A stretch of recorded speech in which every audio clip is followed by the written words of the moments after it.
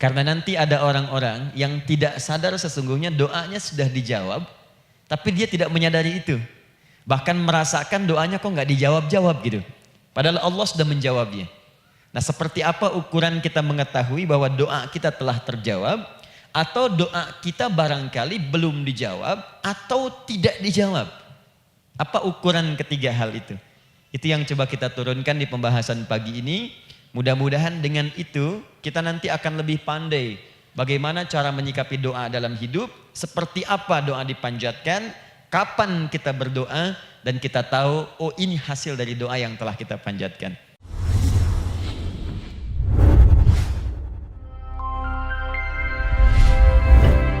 Alhamdulillahi Rabbil Alamin Alladhi amarana bid-du'a faqala wa qala rabbukum ud'uni astajib lakum fawa'adana bil-ijabati faqala wa idha sa'alaka ibadi anni fa inni qariba ujibu da'wata ad-da'i idha da'an wassalatu wassalamu ala rasulillahi alladhi وعدنا بالإجابة عندما ندعو إلى الله سبحانه وتعالى فقال من ضمن دعائه في أسماء الحسنى اقتداء من أصحابه صلى الله عليه وسلم أرأيت ماذا دعوت فقد دعوت بأسمائه الأعظم إذا دعي بها أجاب وإذا سئل بها أعطى اللهم صل وسلم وبارك على رسولك الكريم النبي الأمين وعلى آله وصحبه وأمته إلى يوم الدين أما بعد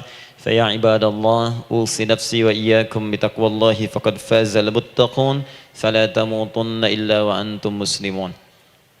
Saudariku sekalian, para ibu baik yang di dalam ruang masjid ataupun yang di luar masjid, di sekitaran Masjid Trans Studio, saya ingin mengajak pada seluruhnya tanpa kecuali, mari kita senantiasa bersyukur pada Allah Subhanahu wa taala atas nikmat yang telah kita dapati sampai dengan pagi hari ini. Syukur itu selalu menambah ketenangan di dalam jiwa. Syukur itu bisa mengentaskan sebagian persoalan hidup yang kita rasakan.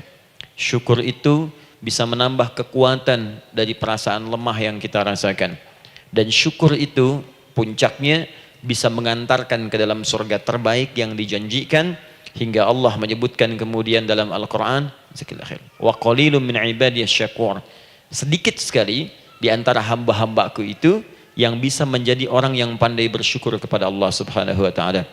Mudah-mudahan hidupan kita sampai hari ini seluruhnya diterima oleh Allah Subhanahu wa taala sebagai amal saleh, dan semoga yang belum mendapatkan hidayah untuk berislam sampai dengan pagi hari ini dihunjamkan hidayah kepada dalam jiwanya oleh Allah Subhanahu wa taala agar bisa berislam sebelum wafat menghadap Allah Subhanahu wa taala. Baik, hari ini kita akan belajar. Saya akan cepat masuk kepada pembahasan karena waktu kita cukup singkat, tentang orang-orang yang dikabulkan doanya yang tersebut dalam Al-Quran khususnya dan sunnah-sunnah Rasulullah sallallahu alaihi wasallam. Kita akan bagi pembahasan kita ke dalam 3 bagian. Pertama, kenapa kita mesti berdoa? Di poin pertama. Kenapa kita mesti berdoa? Yang kedua, bagaimana cara berdoa yang baik, yang cepat dikabulkan oleh Allah Subhanahu wa taala? Yang pertama, mengapa kita mesti berdoa? Esensi doa itu apa? Yang kedua, bagaimana cara berdoa yang sekiranya cepat dikabulkan oleh Allah Subhanahu wa taala. Dan yang ketiga, kita akan melihat ukuran pengabulan doa. Seperti apa doa itu dikabulkan. Karena nanti ada orang-orang yang tidak sadar sesungguhnya doanya sudah dijawab, tapi dia tidak menyadari itu. Bahkan merasakan doanya kok nggak dijawab-jawab gitu. Padahal Allah sudah menjawabnya. Nah, seperti apa ukuran kita mengetahui bahwa doa kita telah terjawab, atau doa kita barangkali belum dijawab, atau tidak dijawab? Apa ukuran ketiga hal itu? Itu yang coba kita turunkan di pembahasan pagi ini. Mudah-mudahan dengan itu kita nanti akan lebih pandai bagaimana cara menyikapi doa dalam hidup, seperti apa doa dipanjatkan, kapan kita berdoa, dan kita tahu oh ini hasil dari doa yang telah kita panjatkan. Sepakat sampai di sini? Baik ya, tinggal sepakat saja ya. Kan biasanya yang nerangkan saya, nulis saya, ngapus saya sampai selesai pula. Baik, ayo kita mulai. Bismillah. Mengapa kita mesti berdoa? Kita buka dulu ibu sekalian. Ya, yang di ruangan ini ataupun yang di bawah, semuanya insya Allah memiliki kemuliaan yang sama di hadapan Allah Subhanahu wa taala sesuai dengan keikhlasannya, ya, sesuai dengan keikhlasannya. Karena hadisnya umum sifatnya. Man salaka tariqan yaltamisu fihi ilma, sahhalallahu lahu tariqan ilal jannah. Siapa yang menyiapkan dirinya menempuh perjalanan dan dia meniatkan ingin belajar pengetahuan agama walaupun sedikit, maka dia akan dapat balasan dari Allah, minimal setiap langkahnya akan dicatat meringankan langkah dia ke surga nantinya. Ya, dan di situ tidak disebutkan khusus bagi yang di dalam ruangan masjid. Lantai 2 lagi misalnya. Tidak. Ya, jadi yang di sekitaran, yang di depan semua berdasarkan niatnya, ya. Berdasarkan niat dan kuantitas amalannya. Di kuantitas itu tambah. Mungkin Ustadz belum datang, ibu ada yang berzikir, ada yang baca Al-Qur'an, ada yang istighfar, itu yang nambah pahala.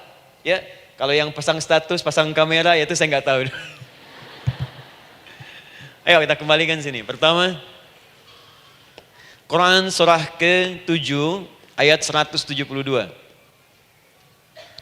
Quran surah ke-7 Al-A'raf ayat 172. Kemudian setelah itu diperintahkan dalam Al-Quran surah ke-40 Ghafir ayat ke-60. Lalu kita praktekkan ini dalam keseharian kita. Saya beri contoh misalnya Quran surah ke-2 ayat ke yang paling banyak nih dibaca 201. Kadang-kadang misalnya Quran surah ke-2 ayat 286. Banyaklah. Quran surah ke-7 ayat 23 misalnya dan seterusnya. Ini bagian pertama.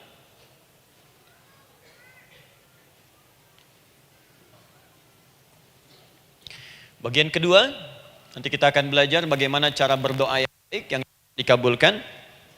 Kita ambil satu, Quran ke-2 ayat 186. Kemudian yang kedua, kita ambil contoh Quran surah ke-17 ayat 110. Kemudian yang ketiga, kita ambil contoh yang paling dahsyat di Al-Quran surah ke-3 ayat 38 sampai 39. Ada yang belum berdoa sudah dikabulkan. Masya Allah. Ini ada di Quran misalnya surah ke-3 ayat 31. Nanti turunan amalannya misal di Quran surah 51 ayat 15 sampai dengan 18. Saya bulati yang 18-nya. Bagian ketiganya nanti kita uraikan di bagian akhirnya. Baik, kita bisa mulai insyaallah. Baik, kita bagian pertama, mari kita mulai. Saya ingin berkisah sejenak dengan menyampaikan Quran surah ke-7 Al-A'raf ayat 172. Allah berfirman, A'udzubillahi minasyaitonirrajim, wa idz akhadha rabbuka min bani adama min zuhurihim dzurriyyatahum wa ashhadahum ala anfusihim alastu bi rabbikum qalu bala syahidna. Ada ayatnya? Baik ya, di Quran surah ke-7 Al-A'raf ayat 172. Wa idz akhadha rabbuka min bani Adam. Kata Allah, dan ingatlah, pahamilah, pelajarilah, dalamilah. Teman-teman sekalian, ingat kalimat idz itu, idz dalam Al-Quran termasuk dalam bahasa Arab, itu bukan sekedar mengingat. Idz itu bisa mengandung arti memahami dengan dalam. Menganalisis. Ya, memaknai itu idz. Jadi bukan sekedar mengingat. Bukankah ibu kalau mengingat sesuatu berusaha mendalaminya? Ya, kalau nggak percaya saya tanya begini. Coba ibu ingat kemarin jam 5 sore ada di mana? Bukankah sekarang sedang mendalami sesuatu? Sedang mencari memori jam 5 sore kemarin ada di mana? Setelah itu dihimpun jadi sesuatu lalu disampaikan dengan terstruktur, dengan rapi. Oh, kemarin saya ada di sini, di sini, di sini, mengerjakan ini. Itu idz dalam bahasa Arab. Kalau di Al-Quran ada kalimat idz. Itu berarti bukan sekedar kita diminta mengingat, tapi juga merenung, mendalami, memahami dengan dalam. Paham insyaallah? Baik, sekarang perhatikan. Nanti kalau ibu baca Al-Quran, maksud saya, ibu bisa menerjemahkan sendiri dan memahami dengan baik. Ya, misal kalimat idz pertama dalam Al-Quran misal ditemukan di Quran surah kedua ayat 30. Wa idz qala rabbuka lil malaikati inni ja'ilun fil ardi khalifah. Idz akan ditemukan. Nah, sekarang ayat tentang korelasinya dengan doa, kita buka Quran surah ke-7 tadi ayat 172. Wa idz akhadha rabbuk, dan pahami ya kata Allah, renungkan ya, maknai dengan dalam ketika Allah menyampaikan, membuat komitmen dengan semua anak cucu Adam tanpa kecuali. Semuanya. Ingat kalau ditemukan kalimat Bani Adam. Bani Adam disebutkan 7 kali dalam Al-Quran. Ya. Berapa kali? 7 kali. Kalimat Bani Adam. Bani Adam. Ini menunjuk pada semua keturunan anak cucu Adam sampai selesai kehidupan. Ya, dari Nabi Adam alaihissalam, kemudian pasangannya Sayyidah Hawa alaihissalam, kemudian keduanya mulai berumah tangga, melahirkan keturunan, diabadikan di Al-Quran surah keempat, ya, surah Ibu, ayat yang pertama. Ya ayyuhan nasu taqu rabbakumul ladzi khalaqakum min nafsin wahidah wa khalaqa minha zawjaha. Di situ kemudian ada Adam, zaujaha Hawa, ya. Wa batha minhuma rijalan katsiran wa nisaa. Dari situ turun keturunan laki-laki perempuan, laki-laki perempuan. Nanti menyebar, Bu, ya, menyebar. Ada yang ke Chicago, ada yang di Chicago, ada yang di Singaparna, ada yang di Singapura. Semua nyebar. Ya, di Sunda, dari Jawa sampai ke Sumatera, sampai Indonesia, sampai Nusantara, sampai Asia, Eropa, sedunia. Nanti penyebarannya disebutkan di Quran surah ke-49 ayat ke-13. Ya ayyuhan nasu inna khalaqnakum min dzakarin wa untha. Hai manusia, semua saya ciptakan ada 2 jenis. Kalau bukan laki-laki itu pasti perempuan. Jadi tidak ada yang ketiga. Ingat ya? Kalau bukan laki-laki siapa? Perempuan. Jadi tidak ada misalnya, maaf, laki-laki yang keperempuan-perempuanan, yang gerakannya melambai, ya, kata-katanya terlampau lembut misal, dan tidak ada pula perempuan yang perkasa, ya, terlampau kuat misalnya, melampaui batas-batas standarnya. Jadi kalau bukan laki-laki pasti perempuan. 2 saja. Jadi kalau misalnya masih ada yang bingung, tentukan dirinya, ya, dan lihat fitrahnya. Lihat fitrahnya. Baik, kemudian waja'alnakum syu'uban wa qabaila. Kami tempatkan kalian mungkin beda-beda tempat. Syu'ub, beda tempat. Ya, ada yang misalnya RT, RW, kecamatan, beda kampung, beda negara, sampai seluruh dunia. Wa qabail, satu tempat itu sukunya bisa beda. Coba Ibu lihat misalnya, ya, di daerah Sumatera saja ada berapa suku? Di Sunda paling banyak suku, gitu ya? Banyak sekali. Jadi bisa lain-lain, bisa beda-beda. Nah, lita'arafu, semua saling mengenal, silakan. Nah, ketika semua tadi ditempatkan di semua pelosok dunia, baik laki-laki, perempuan, dari anak keturunan Adam, itu semua anak keturunan Adamnya disebut dengan satu nama saja dalam Al-Quran, yaitu Bani Adam.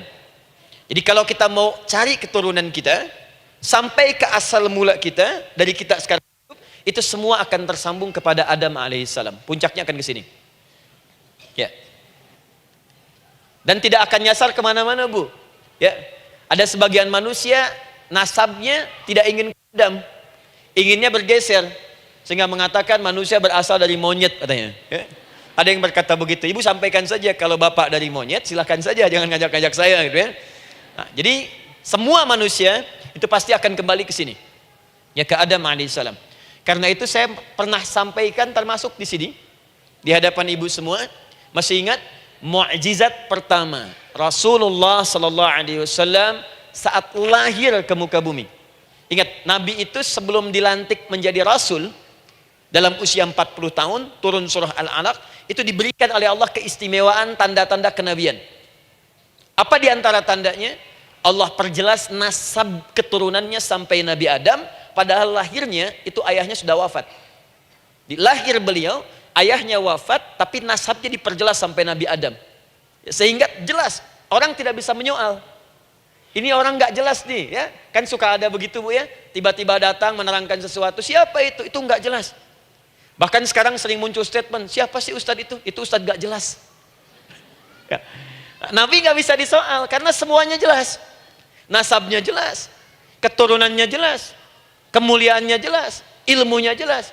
Jadi kalau orang mau menyoal nggak punya peluang. Siapa kamu Muhammad? Saya jelas keturunannya. Muhammad SAW bin Abdullah, bin Abdul Muttalib, bin Hashim, bin Abdul Manaf, bin Qusay, bin Murrah, bin Kilab, bin Ka'ab, bin Ghalib, bin Fihir, bin Malik, bin Nadar, bin Kinana, bin Khuzaimah, bin Mudrika, bin Ilyas, bin Nizar, bin Mudar, bin Ma'ad, bin Adnan, bin Addi, bin Adri, bin Muqawwam, bin Nagur, bin Tarih, bin Ya'rub, bin Yasjub, bin Nabit, bin Ismail AS, bin Ibrahim AS, bin Azar atau bin Nagur, bin Abir, bin Kinan, bin Arfakhshad, bin Sam, bin Nuh AS, bin Mikhlail, Matushala, bin Kinan, bin Anwas, bin bin Adam alaihissalam. Coba ulangi. Jelas. Jelas. Jadi orang nggak bisa nyoal, itu mukjizat, ya. Keistimewaan pertama sebelum Allah kemudian angkat menjadi nabi dan rasul di usia 40 tahun. Jadi kalau ibu ditanya, kamu jelas enggak? Jelas. Apa binnya? Bin Bani Adam. Itu bocoran dari Al-Quran. Ya, kalau ditanya keturunan siapa kamu? Adam. Tahu dari mana? Allah yang nyampaikan langsung. Apa kata Allah? Bani Adam. Jelas, ya? Baik. Jadi ini kembali kepada Adam alaihissalam. Nah, semua anak cucu Adam yang saya garis bawahi, sejak mulai terlahir itu sudah ada komitmen dari Allah dengan anak cucu Adam ini sebelum terlahir ke dunia. Sejak dalam kandungan. Jadi kalau ibu belajar hadis, misal, dulu saya pernah amanahkan kalau ibu mau belajar dasar-dasar, cari kitabnya Imam An-Nawawi yang Al-Arba'in An-Nawawiyah, 42 hadis. Hadis keempat, ya, paling kiri sebelah atas di kitabnya. Dari Abdullah bin Mas'ud radhiyallahu taala anhu, ya. Qala Nabi sallallahu alaihi wasallam bahwa shadiqul masduq. Nabi SAW pernah menyampaikan sedangkan beliau orang benar dan dibenarkan. Kapan perjanjian ini dibuat? Dalam usia kandungan 4 bulan. Dalam kandungan. Inna ahadakum yujma'u fi batni ummihi. Setiap kalian yang akan terlahir dari anak cucu Adam, kecuali Adam, Bu, ya. Ingat, kecuali Adam, kecuali Hawa, karena ini asal mula manusia keduanya. Tapi keturunan Adam dan Hawa akan mengalami proses yang sama. Dikandung dulu ibundanya, kemudian terlahir. Adam tidak dikandung, ingat, Adam tidak ada bapak, Adam tidak ada ibu. Langsung diciptakan wujudnya oleh Allah Subhanahu wa taala dari bahan dasar yang sama dengan manusia. Ya, karena itu saya pernah ditanya, pernah berdialog, ya. Ustaz, ini spesial Nabi Isa ini. Ya, spesial, Yesus Al-Masih Nabi Isa spesial. Karena itu diangkat sebagai Tuhan. Apa yang spesial? Kata beliau, karena ini bisa menghidupkan yang mati. Yang kedua, ini lahirnya beda dengan orang biasa. Bagaimana lahirnya? Tanpa bapak. Ibu saja tanpa bapak. Mana ada manusia yang lain seperti ini? Saya bilang Adam lebih spesial lagi. Lahir tanpa ibu, tanpa bapak. Kenapa nggak jadi Tuhan? Tapi kan Adam nggak bisa menghidupkan yang mati. Dengan izin Allah, maaf, Nabi Ibrahim lebih canggih lagi. Buka Quran surah kedua, ayat 260. Paling kiri sebelah atas. Wa idh qala Ibrahim Rabbi arini kaifa tuhyil mauta. Qala awalam tu'min. Qala bala walakin inna qalbi. Ketika Ibrahim bermohon kepada Rabbnya, ya Allah, tolong tunjukkan kepadaku bagaimana cara menghidupkan yang mati. Kata Allah, kamu masih nggak yakin? Kata Ibrahim, saya yakin-yakinnya. Cuma supaya hati saya tenang, buktikan kepada yang lain tentang kuasamu. Kata Allah, gampang. Lalu Allah berikan kemudian satu ketentuan sama persis dengan Nabi Isa. Cuman prosesnya lebih canggih. Kalau Nabi Isa, tepuk mayatnya, bangun, bicara. Nabi Ibrahim kata Allah, nih ambil burung, potong-potong dulu, dicincang dulu. Sudah dicincang kemudian, mayatnya disimpan, jasadnya di tempat bukit yang berbeda. Kalau sekarang potong burung, simpan di bukit satu, jasad yang kedua simpan di bukit B. Kepalanya simpan di bukit A, ekornya simpan di bukit B, badannya simpan di bukit C. Panggil dengan nama Allah. Thummat uhunna ya'tina kasa'ya. Panggil, bismillah, dengan nama Allah, hidup. Sama persis dengan Nabi Isa. Dengan nama Allah biiznillah, hidup. Nabi Ibrahim biiznillah, dengan nama Allah hidup. Menyatu semuanya jadi satu. Psst. Kalau Nabi Isa kemudian ada yang menduga sebagai Tuhan, kenapa Nabi Ibrahim tidak angkat jadi Tuhan? Paham ya?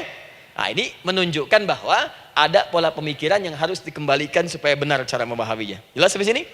Maaf saya sedikit agak lompat ya. Saya kembalikan kemudian, perhatikan sini. Inna ahadakum yujma'u fi batni ummihi. Karena itu semua anak cucu Adam, beda dengan Adam, akan proses lahirnya dikandung dulu di perut ibundanya. Fokus baik-baik. Arba'ina yauman nutfah, 40 hari pertama baru kemudian proses antara spermatozoa dengan ovum berproses. Thumma yakunu mithla dzalika, kemudian alaqah.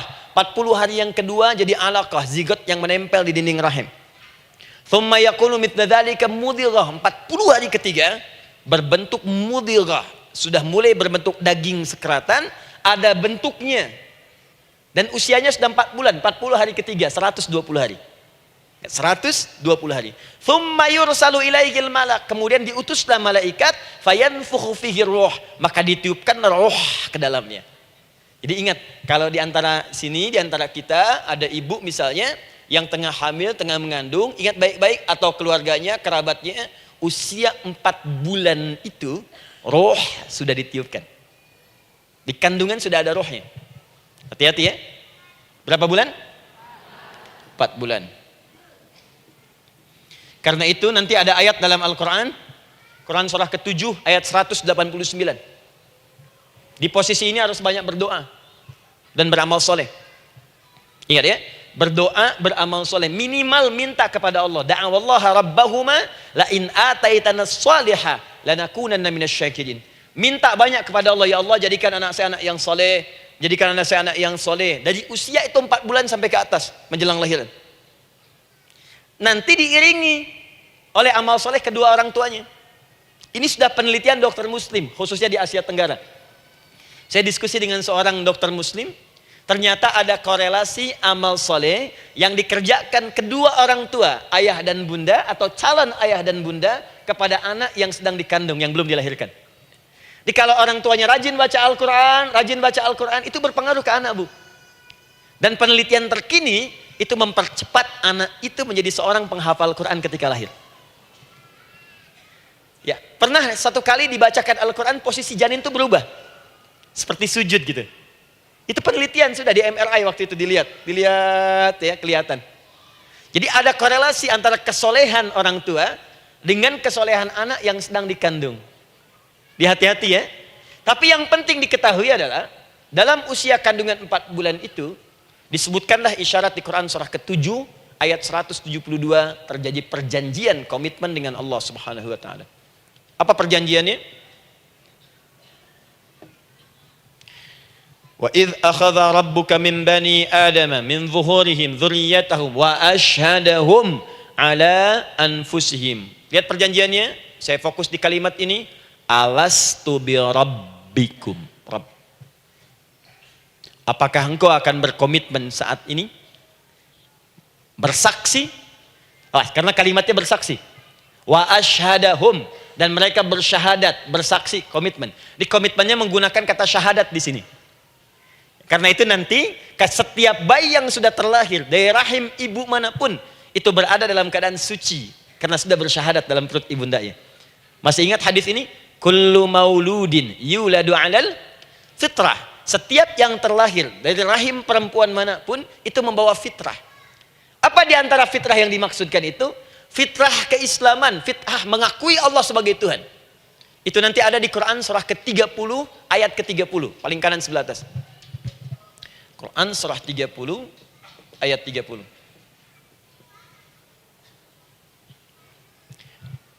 Fa'aqim wajhaka lid-dini hanifa.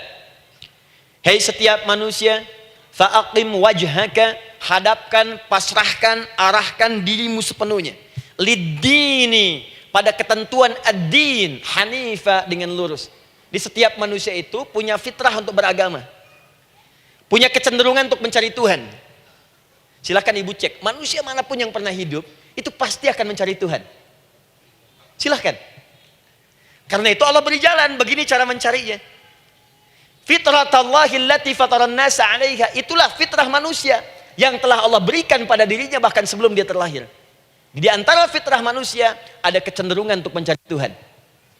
Ada kecenderungan untuk mendekat kepada Allah. Bahasa Qur'annya din lidini hanifa. Apa itu din? Itulah Islam. Quran surah ketiga ayat 19. Inna dina indallahil Islam. Karena itu silakan cek, semua orang itu pasti akan mencari Tuhan. Setiap manusia. Ada yang melihat kayaknya ada di hewan, kayaknya ada di pohon, kayaknya ada di alam, kayaknya ada di patung, kayaknya ada di... Mencari dia. Terus Allah beri jalan. Kalau kamu ingin mencari yang benar, din yang dimaksud Islam, diberikanlah tuntunan dalam Islam. Jelas sampai sini? Baik. Karena itulah kemudian setiap bayi yang terlahir itu disebut oleh Nabi dia suci, dia bersih karena telah membawa risalah Islam dalam dirinya. Hanya sayang nanti fa'abawahu yuhawidanihi au yunassaranihi au yumajjisanihi. Lingkungan nanti akan merubah dia keluar dari fitrahnya. Bisa dipengaruhi, tiba-tiba berubah misalnya keyakinan. Bisa karena kejadian tertentu dia jauh dari Allah Subhanahu wa taala. Dia muslim, cuman karena kondisi tertentu, pekerjaan menjauhkan dia dari Allah, lupa sholat. Telenovela menjauhkan dia dari Al-Quran. WhatsApp, Facebook, media sosial melupakan dia dari ibadah. Coba ibu, kalau online setiap hari berapa kali dengan media sosial? Ganti status. Online dengan Allah berapa kali dalam sehari? Coba hitung. Online dengan Allah yang paling maksimal kan sholat fardu 5 kali. Kalau 1 kali 5 menit kali 5 cuma 25 menit. 25 menit online dengan Allah. Berapa menit online dengan media sosial yang tidak nyata? Dan cita-cita masuk surga. Ayo sini. Nah, saya belum selesai. Jadi yang pertama, dalam perjanjian 4 bulan ini, pertama ada komitmen bersyahadat menuhankan Allah. Tapi yang kedua, ini yang dahsyat. Perhatikan kalimatnya, fokus. Saat Allah memperkenalkan dirinya, dalam kandungan kita, usia 4 bulan itu, dengan nama apa Allah memperkenalkan dirinya? Coba lihat ayatnya. Alastu bi rabbikum, dengan nama Rabb. Wa idh akhadha rabbuka min bani Adama dzurriyyatahum. Awas, wa ashhadahum ala anfusihim. Alastu bi rabbikum, dengan nama Rabb. Nah, ibu sekalian, kata Rabb ini itu berasal dari kata ar-rububiyah. Ar-rububiyah yang berarti sifat merawat, memberikan semua kebutuhan. Saya ulang ya. Merawat, memberikan semua kebutuhan. Sudah? Menyayangi, memaafkan, mengasihi, mengampuni. Masya Allah. Merawat, memenuhi sebuah kebutuhan, menyayangi, memaafkan, mengampuni. Jadi semua hal yang terkait dengan perhatian ada pada kalimat Rabb. Sifatnya disebut dengan rububiyah. Zat yang memperhatikannya disebut dengan Rabb, namanya Rabbun. Baik. Pelan-pelan. Nah, seakan-akan Allah ingin berkata begini, hei, engkau buat perjanjian dengan saya sekarang. Engkau bersaksi, saya sebagai Tuhan, siap bersaksi, menuhankan saya. Nanti ketika kamu lahir, apapun yang kamu butuhkan dalam kehidupan, aku akan berikan. Kamu akan saya rawat, kalau sakit, kamu saya sembuhkan. Minta sesuatu yang kamu butuhkan, saya akan berikan. Kamu butuh sesuatu, saya akan hadir. Kamu salah minta maaf, saya maafkan. Kamu dosa minta ampun istighfar, saya ampuni. Kamu ingin sesuatu yang lebih baik, saya berikan. Pokoknya semua yang kamu inginkan selama engkau butuhkan itu baik, aku berikan.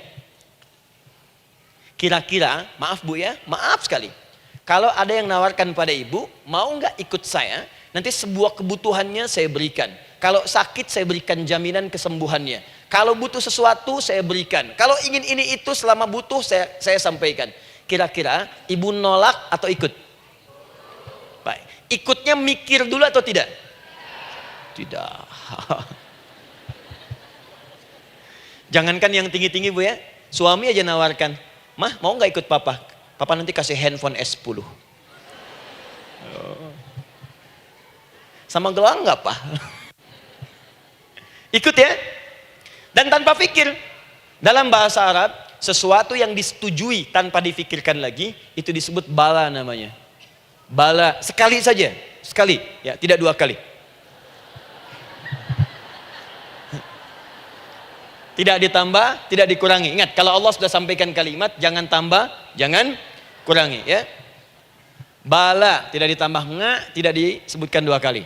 Bala. Ya. Bala itu artinya siap. Ya. Tanpa pikir. Karena memang nggak ada yang dipikirkan lagi. Apa yang mau dipikirkan? Semua kebutuhan dikasih. Semua keinginan dikabulkan sepanjang baik. Kalau sakit ada jaminan disembuhkan, dikasihi, disayangi, salah dimaafkan. Ya, kalau dosa diampuni, apalagi yang kurang, nggak ada aib, nggak ada yang kurang, sempurna semua. Kita katakan bala tanpa fikir.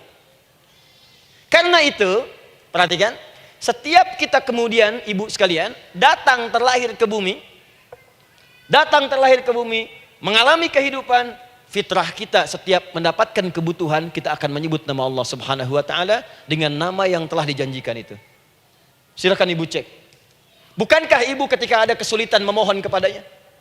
Ya Allah, tolong sembuhkan ya Allah. Ya Allah, lancarkan ya Allah. Ya Allah, sukseskan suami saya. Ya Allah, tenangkan kehidupan rumah tangga kami. Ya Allah, anugerahkan solusi. Ya Allah, sembuhkan ibu saya. Semua minta kan? Dan dahsyatnya, ketika ibu memohon kepada Allah itu, ibu gunakan kalimat yang telah disepakati ketika Allah sampaikan kepada kita. Rabb, Rabb, Rabb. Perhatikan, kalau ibu berdoa, doa apa paling favorit? Rabbana atina fid dunya hasanah. Fil akhirati hasanah. Wa qina. Doa apa itu? Sapu jagat. Bu bayangkan, Nabi aja nggak tahu tuh istilah itu sapu jagat. Ibu tahu? Wah, Masya Allah, Indonesia kreatif. Luar biasa. Ada doa sapu jagat, nggak ada doa sapu nggak ada jagatnya, ada doa jagat nggak ada sapunya. Wah, pokoknya luar biasa lah. Ya. Ya, lihat, bukankah kalimatnya dibuka dengan Rabb? Rabbana atina fid dunya sana. Rabbana zalamna anfusana wa illam taghfir lana wa tarhamna lanakunanna minal. La yukallifullahu nafsan illa laha ma kasabat wa 'alaiha mak. Perhatikan, Rabbana la innasina Rabbana Rabb. Ini ayatnya. Sapu jagat Quran surah 2 ayat 201. La yukallifullahu Quran surah 2 ayat 286. Rabbana zalamna Quran surah 7 ayat 23. Yang ingin saya sampaikan, setiap kita butuh sesuatu, kita menyebut namanya dengan kalimat Rabb. Kenapa kita katakan Rabb? Karena Allah sendiri menyebutkan dengan kalimat Rabb. Alastu bi rabbikum, saya nanti adalah Tuhan yang akan memperhatikan kalian, menyayangi kalian. Saya Tuhan yang akan merawat kalian, memberikan semua kebutuhan. Makanya ibu tuh kalau ada persoalan nagih seakan-akan ke Allah. Ya Allah, kan engkau yang berjanji kepada saya. Engkau yang berjanji, engkau yang menepati ya Allah, karena engkau Tuhan. Kalau manusia, dia berjanji, dia yang mengingkari. Dia awali, dia yang akhiri. Tapi engkau beda ya Allah. Kenapa? Engkau berjanji, engkau yang menepati. Quran surah ketiga ayat 9. Innallaha la yukhliful mi'ad. Engkau yang berjanji, engkau yang menepati. Engkaulah awal dan akhir dari semua hal. Engkau mengatakan saya Rabb yang akan memberikan semua kebutuhan. Sekarang saya butuh ya Allah. Engkau berjanji akan menyembuhkan, sekarang saya sakit ya Allah. Engkau berjanji akan memberi solusi, sekarang saya sedang punya masalah ya Allah. Engkau berjanji akan memberikan kesuksesan, sekarang saya sedang menapaki itu ya Allah. Makanya ibu sebutkan kalimat Rabb, Rabb, Rabb, Rabb. Jadi sesungguhnya doa itu adalah fitrah dari setiap manusia, karena mulai dibangun komitmen sebelum dia dilahirkan ke muka bumi. Jadi kalau kita bicara tentang doa, doa itu fitrah kehidupan bagi setiap manusia. Hidup. sekaligus penanda komitmen yang membedakan antara Khalik dengan makhluk, hamba dengan Allah, manusia dengan Tuhan. Kan Allah katakan, saya Rabb ya, saya yang ngasih, saya yang Tuhan. Berarti kita yang makhluk kan? Kita yang butuh kan? Allah yang memberi, kita yang butuh. Untuk membedakan mana yang butuh, mana yang ngasih, maka pembedanya adalah doa. Jadi kalau ada manusia yang nggak pernah doa selama hidup, itu tandanya ada yang salah dengan kehidupannya. Karena seakan-akan dia nggak butuh Tuhan.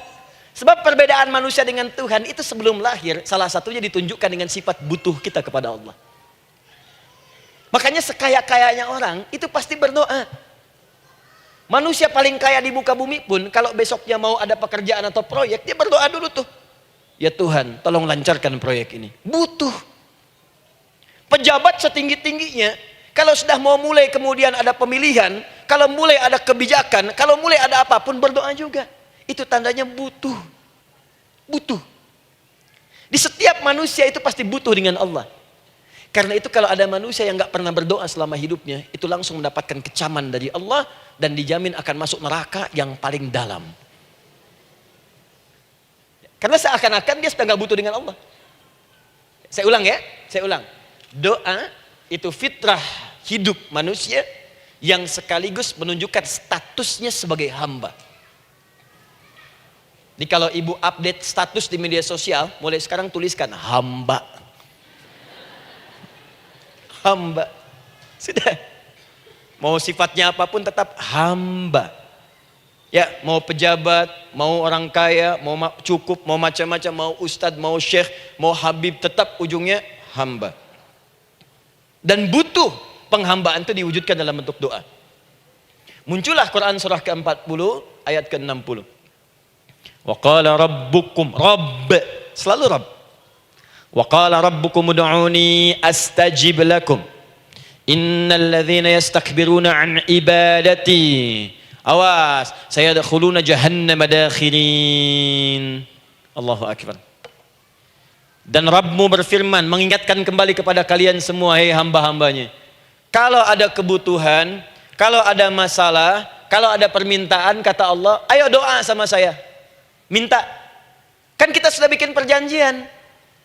Makanya Allah katakan, kalau punya masalah, Bu, berdoa. Bukan mengeluh. Kalau punya persoalan, Bu, berdoa. Bukan bikin status. Rasanya aku tidak sanggup. Ditulis di Facebook. Apain? Terus kalimat Allahnya pun jelas. Minta kepadaku, bukan mengeluhkannya. Kamu tidak seperti yang aku kira. Nungguin komen. Sambil masak, celing ada satu. Ece kunaon. Makin meluas masalah. Untuk abi mas sabar. Sudah. Paham ya? Jadi ini kaidah hidup yang pertama. Sebetulnya sederhana, cuman jarang digunakan gitu. Sederhana, cuman jarang dipakai. Kata Allah kan, kamu doa itu, saya kasih ketenangan. Jadi Bu, gini, doa itu manfaatnya, walaupun solusi belum datang, tapi hati tenang. Tenang.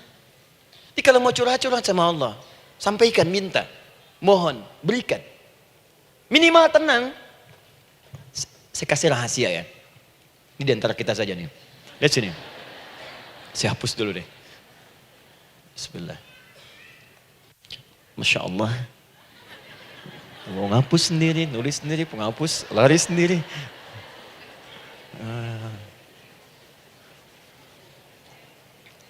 Bismillah. Oh ini ada dua ya. Sini. Baik. Buka Quran surat 7 ayat 205. Quran surat 7 ayat 205. Doa itu disebut zikir di ayat itu. Jadi kalau ibu sedang berdoa, itu sedang berzikir.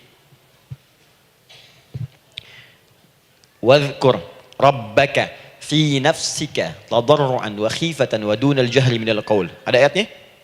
Oke. Pakai Rabb lagi kan? Wadhkur rabbaka. Kalau engkau punya masalah, kata Allah, sekecil apapun. Di rumah tangga kah, Di kantor kah, kehidupan sosial kah? Kata Allah, ayat sebut, minta kepada Allah. Berdoa. Doa disebut dengan zikir. Zikir itu semua kegiatan yang membuat kita ingat Allah. Zikir. Baca Quran, zikir. Dalilnya Quran surah ke-15 ayat 9. Inna nahnu nazzalna dzikra. Kami turunkan Al-Quran sebagai zikir. Menghafal Quran, zikir. Quran surah 54 ayat 17, ayat 22, ayat 32, ayat 40. Walaqad yassarnal Qur'ana lidzikri. Kami akan mudahkan Al-Quran untuk diingat, dihafalkan. Zikir, sebagai zikir kepada Allah. Ibu selepas sholat, baca subhanallah, alhamdulillah, Allahu Akbar, zikir. Quran surah keempat, ayat 103. فَإِذَا قَضَيْتُمُ الصَّلَاةَ فَاذْكُرُوا اللَّهَ. Maka jika anda telah tuntas mengerjakan sholat, segera berzikir kepada Allah. Sholat sendiri, zikir. Quran surah ke-20, ayat ke-14.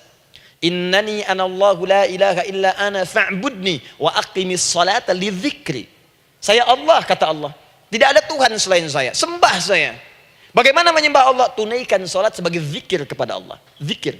Di zikir semua amalan yang mendekatkan kita dengan Allah. Doa itu satu dari bagian zikir.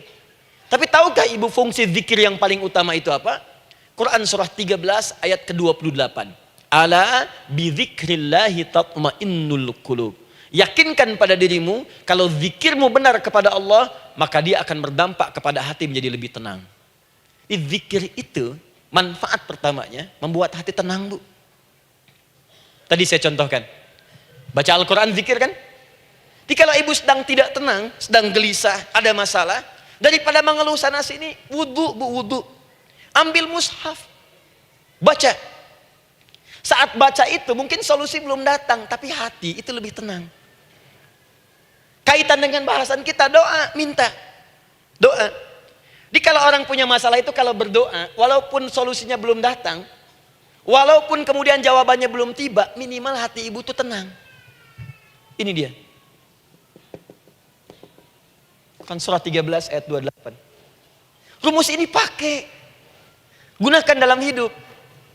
Karena yang tahu kehidupan kita itu Allah yang menciptakan kita. Yang tahu pesawat, yang bikin pesawat. Yang tahu handphone, yang bikin handphone. Yang tahu mikrofon, yang bikin mic-nya. Yang tahu kita, yang menciptakan kita. Ikutilah petunjuk Allah yang menciptakan kita, maka akan langsung terasa manfaatnya. Ibu tidak percaya, silahkan lakukan. Rasakan bedanya, bedakan rasanya, dan pasti akan terasa bedanya. Akan lain. Tuh. Doa. Tapi ingat yang paling penting kata Allah, doa itu bukan sekedar penting permohonannya, tapi menunjukkan status kita sebagai hamba di hadapan Allah Subhanahu wa taala.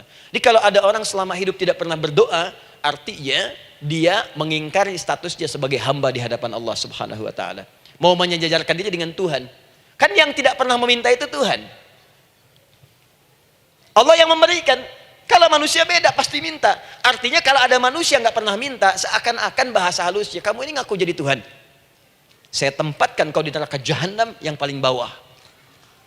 Jahanam itu, Bu, belum masuk saja sudah terasa. Terasa. Buka ibu Quran surah misalnya ke-40 Ghafir tuh. Ya, ayat 45 sampai dengan 47-nya. Sebelumnya lagi lihat Quran surah ke-8 ayat ke-50. Itu penghuni neraka, Bu, yang bukan jahanam saja. Penghuni neraka itu kalau mau meninggal itu dipukulin dulu malaikat. Depan belakangnya. Ayo, kamu keluar. Lama amat keluarnya rohnya katanya. Takut karena nggak punya bekal. Kan maaf ya, kaidah mengatakan orang nggak punya bekal itu takut pulang, apalagi orang merasa salah. Anak ibu berbuat kesalahan, mau pulang takut kan? Takut.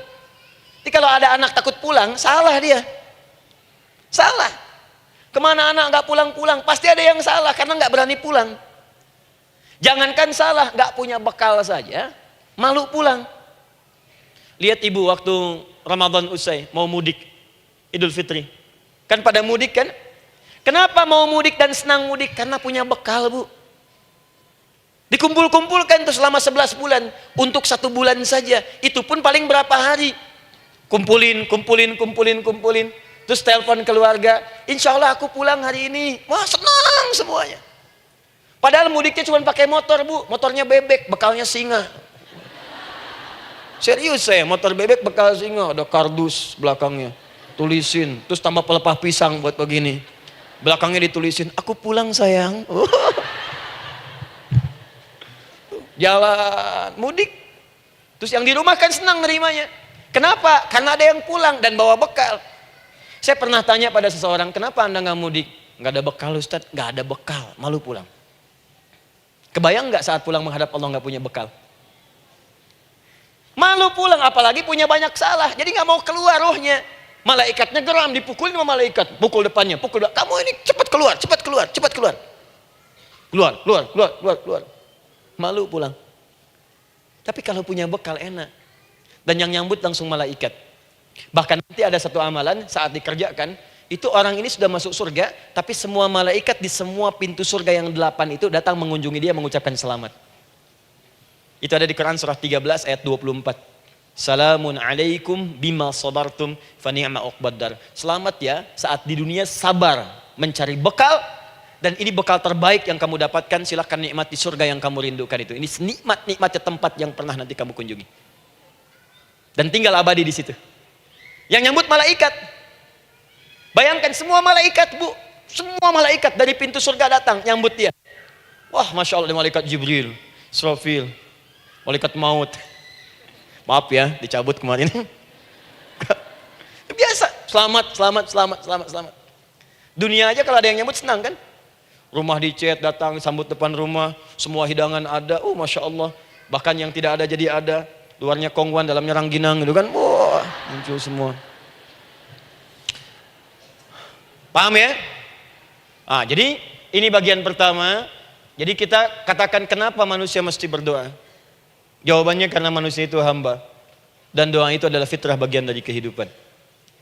Kenapa manusia mesti berdoa? Karena ada komitmen dari Allah. Setiap dia mendapatkan sebuah persoalan, maka Allah akan jawab dan berikan jawaban dari semua persoalannya. Jalan mendapatkan jawaban itu adalah doa.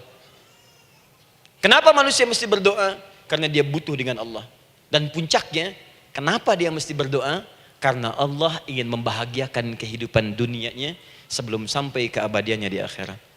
Jadi ketika kita berdoa, sebetulnya kebaikan untuk kita karena Allah ingin kita bahagia. Ingin mudah hidupnya. Jadi kalau ada orang nggak berdoa, sesungguhnya dia sedang menyulitkan diri sendiri dalam kehidupan dunianya sampai ke akhiratnya. Jelas sampai di sini? Masya Allah. Alhamdulillah. Baik, kalau sudah paham, saya hapus ini, kita masuk bagian yang kedua. Hapus lagi. Sab Muslimah edisi ke-15. 15 kali datang sendiri, ngulangin sendiri, nulis sendiri, ngapus sendiri. Masya Allah. Tinggal lihat, catat, masuk surga. Masya Allah. Alhamdulillah. Baik. Baik. Sudah? Alhamdulillah. Saya ingin setiap pembahasan kita dipahami ya. Saya tidak menyukai kalau datang melihat tapi nggak paham gitu. Ya, dengar tapi nggak paham. Saya tidak ingin satupun keluar dari sini kecuali paham. Ya. Ibu paham? Paham Ustaz. Pada pamit ya, silahkan. Apa yang ibu pahami? Doa. Ya. Dah. Nah, sekarang masuk bagian kedua. Bismillah. Kalau sudah mengerti yang tadi, persoalannya adalah bagaimana cara kita memohon kepada Allah. Itu dia. Bagaimana cara kita meminta? Kata Allah, kamu kalau punya masalah, minta. Ya Allah, caranya bagaimana? Karena sesuatu yang dikerjakan tanpa ilmu, dan tidak tahu caranya, itu bisa keliru. Hidup itu menyembah Allah, tidak cukup dengan iman Bu. Mesti pakai ilmu. Iman saja sekalipun kuat tanpa ilmu, itu bisa salah. Kuat ingin mendekat kepada Allah. Ya Allah, aku ingin ibadah, kuat. Saya punya kawan dulu di pesantren. Tahun kedua, dia sudah berubah. Ya, tadinya orang tuanya melihat anaknya Masya Allah, tiba-tiba ada perubahan, senang ibadah Bu. Malam-malam dia bangun, ini kisah nyata, saya alami sendiri. Masya Allah, saya senang sekali. Kita saling doakan, dia bangun malam tahajud. Bangun jam 2, Anda bayangkan. Yang sebelumnya menjelang subuh atau apa. Ini malam Jumat lagi malam libur. Malam libur biasanya santri itu kebanyakan ada yang keluar, ada yang main, ada yang macam-macam. Ini dia malam tahajud. Jam 2 bangun. Saya bahagia sekali. Udah bangun, sholat, selesai. Cuman pas waktu mau subuh, kok saya lihat tidur. Saya bangunkan kan. Fulan, bangun. Oh iya, kata. Iya, oh mungkin nanti mau nyusul. Saya pikir istirahat dulu. Saya ke masjid lah. Udah ke masjid, dah selesai. Kita diskusi di masjid, selesai. Semua pulang saya jam 7. Saya lihat masih tidur juga. Barangkali dia sudah tadi sholat mungkin di kamar, nggak sempat ke masjid karena capek. Tapi saya lihat kok posisinya nggak berubah. Di situ juga. Akhirnya setengah jam saya tunggu, saya bangunkan. Bangun. Bangun. Kenapa Adi katanya? Saya kira antum belum sholat subuh ya? Adi gimana sih? Kan udah saya jama dengan tahajud tadi. Udah saya jama dengan tahajud. Jadi memang kekuatan imannya lagi tinggi, cuman ilmunya kosong. Ini yang bahaya. Besok-besok kalau orang kayak gini sholat subuh bisa 4 rakaat. Ya. Karena itu berdoa penting, cuma kita mesti tahu caranya. Yuk kita mulai bagian pertama. Quran surah kedua ayat 186. Paling kiri sebelah bawah. Sudah? Wa idza sa'alaka 'ibadi 'anni fa inni qarib. Fokus. Kata Allah, kalau hamba-hambaku Muhammad SAW bertanya kepadamu, minta petunjuk untuk mencari-cari aku. Tuh Bu, coba lihat. Ayat doa dibuka lagi dengan kalimat hamba. Untuk menegaskan status kita. Jadi kalau ditanya, kita siapa di hadapan Allah? Makanya nggak usah sombong. Jangan sombong, karena kita cuma hamba. Karena itu ketika Korun sombong, Korun tuh manusia terkaya yang pernah hidup di bumi. Hartanya Bu, ini saya kasih bocoran sedikit, kunci berangkasnya saja, kemana-mana itu suka dibawa, dipikul paling sedikitnya 8 bodyguard, cuman bawa kunci berangkas saja begini. Di Korun pengen ngasih tahu, kalau ada yang pengen nyuri di tempat saya silahkan aja, ini aja bodyguard saya ngangkat kuncinya susah. Korun. Jadi kalau Anda tidak sekaya Korun, jangan ikutan sombong, telat.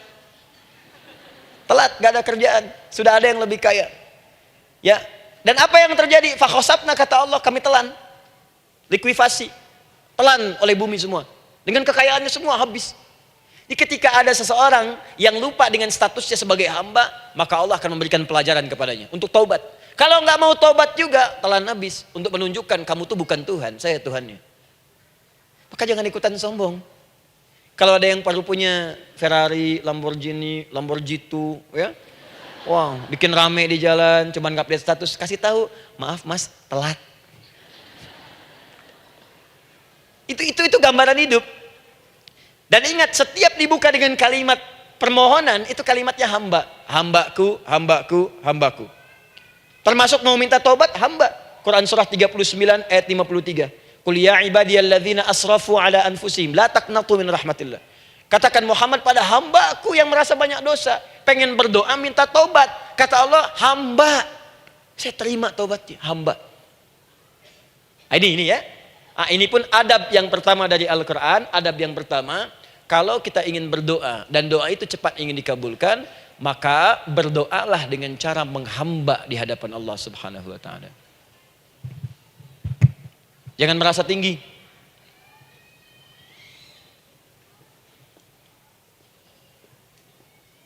Saya turunkan caranya. Bagaimana cara menghamba itu dengan cara yang baik? Fokus. Wa idza sa'alaka 'ibadi 'anni, Muhammad SAW, jika ada hamba-hambaku bertanya padamu tentangku, ingin mencari-cari aku. Masya Allah, ibu maaf ya, biasanya kan kalau orang mencari Allah, ingin mendekat kepada Allah, entah itu datang ke masjid, bangun malam, biasanya motifnya cuma 2. 1, ada kebutuhan, pengen berdoa, terus dekat sama Allah. Besok mau arisan, malamnya tahajud. Anak mau ujian, baru puasa, kan? Suami ada proyek, baru baca Quran, kan? Terus itu biasa itu, biasa. Jadi fitrah bu. Tumben jeng tahajud, fitrah. Itu biasa itu. Ya. Yang kedua, taubat dari maksiat. Taubat. Seorang taubat ke masjid, bangun malam, doa, itu biasa. Jadi kalau ada seperti itu tandanya kita hamba normal manusia. Fa inni qarib, kata Allah, katakan Muhammad SAW, katakan kepadanya, janganlah mencari, aku dekat. Dekat, jangan mencari, aku dekat. Jadi Bu, ketika kita butuh Allah, langsung jawab oleh Allah. Kamu mau apa? Aku dekat. Itu secara psikologi memberikan ketenangan yang paling dalam. Saya belum datang di sini sampai jam 8, ibu tanya panitia, ustadznya mana sih? Ukhti, ustadznya mana? Jawaban pertama misalnya, ini belum jelas nih ustadznya. Gak ada kabar. Yang kedua mengatakan, tenang saja, ustadz sudah dekat. Maka yang kedua itu lebih menenangkan kepada kita. Ketika ibu mencari, ya Allah, saya sedang ada masalah, langsung dijawab oleh Allah. Tenang, aku dekat denganmu. Mau minta apa? Itu Bu, jadi kalau ibu sedang punya persoalan, psikologi Al-Quran mengatakan, langsung rasakan Allah itu bersama kita, dekat, menunggu kita mau minta apa. Ibu punya masalah dengan suami, ingin mengadu. Lu kata Allah, saya dekat, kamu kenapa? Ada masalah apa? Ayo minta, ayo cerita. Mohon. Ibu punya masalah dengan anak. Ibu punya masalah dengan tetangga, di pekerjaan, kehidupan sosial. Kata Allah, saya dekat. Nah, perasaan itu hadirkan dalam jiwa kita. Ini sekarang jarang didapatkan. Jadi kalau ada masalah itu, hal pertama yang dilakukan itu belum ingat Allah itu masalahnya. Di kebanyakan manusia itu kalau punya masalah, selalu ingin yang pertama itu solusinya. Bukan Allahnya. Kan pemilik solusinya Allah. Jadi kalau kita ingat pada yang memiliki, maka apapun yang kita minta akan diberikan. Bahkan ada orang yang saking ingatnya dengan Allah, sebelum minta sudah dikabulkan. Itu yang dahsyat. Nah, sekarang setelah kita paham tentang kedekatan ini, kemudian kita praktekkan. Jadi Bu, ya maaf ya, ketika ibu punya masalah apapun, yang pertama diingat Allah. Allah, Engkau telah berjanji, Engkau pasti akan tepati. Ya Allah, sekarang aku ada persoalan. Nah, sekarang teruskan ayatnya. Ujibu da'watad da'i idza da'an. Ujiba.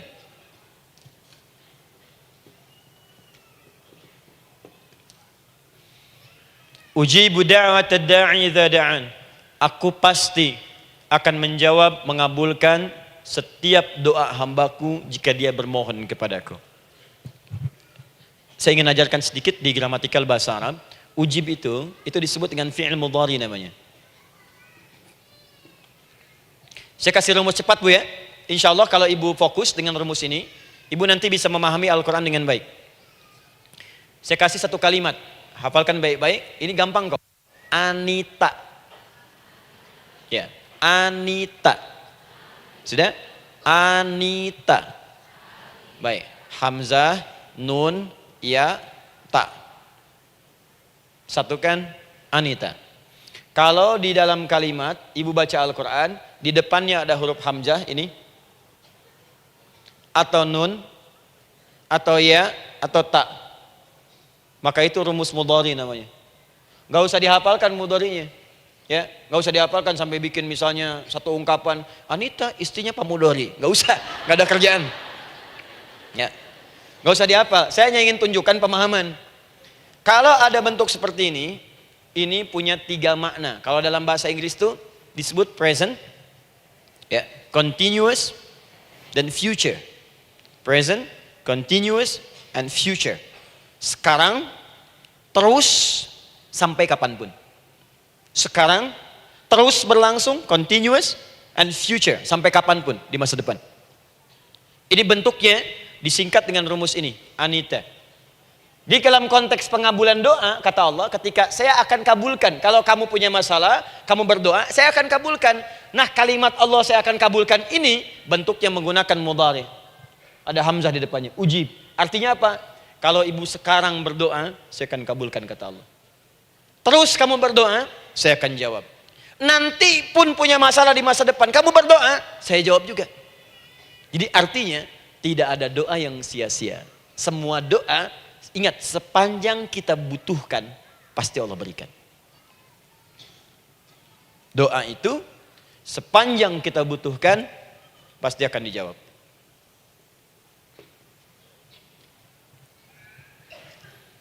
Nanti kapan dijawabnya, seperti apa jawabannya, nanti bagian ketiga. Kadang-kadang minta sekarang, dijawabnya nanti. Minta sekarang, dijawab sekarang. Ada yang mintanya A, dijawabnya B. Itu yang paling dahsyat. Ya. Jadi kalau saya tanya, kalau kita berdoa, dijawab tidak oleh Allah? Ya. Itu janji Allah. Setiap orang berdoa, pasti dijawab. Nah, hanya persoalannya, seperti apa doa yang cepat dijawab itu? Apakah semua doa langsung dijawab seketika? Akankah mendapat jaminan langsung dijawab? Ternyata kalimat dijawab ini diikat dengan syarat ketentuan berlaku. Apa di antara syarat dan ketentuannya ini? Teruskan ayatnya. Falyastajibuli. Syarat pertama. Kalau doamu ingin cepat aku jawab, falyastajibuli. Maka engkau pun harus cepat merespon setiap seruanku. Jawab seruanku dengan cepat. Doa ingin dijawab oleh Allah. Maka kata Allah, kamu pun harus menjawab setiap seruanku. Jawab seruan Allah.